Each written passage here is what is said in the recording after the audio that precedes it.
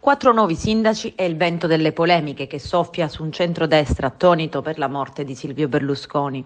L'esito dei ballottaggi a partire da Cireale diventa l'epicentro dello scontro politico.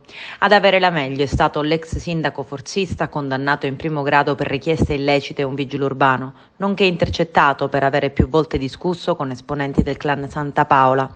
Ma nella città dei 100 campanili i festeggiamenti per l'elezione del nuovo primo cittadino potrebbero durare solo qualche giorno, giusto il tempo della proclamazione. Un minuto dopo il prefetto di Catania, Maria Teresa Librizzi, scioglierà la riserva sulla sospensione del neosindaco arrestato nel 2018 e poi condannato in primo grado.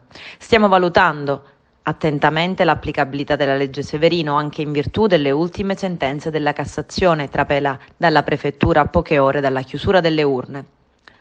A Siracusa la sfida dei ballottaggi è vinta dall'uscente e riconfermato Francesco Italia, ma il lavoro del primo cittadino adesso sarà in salita. Italia incassa infatti appena 9 consiglieri comunali su 32.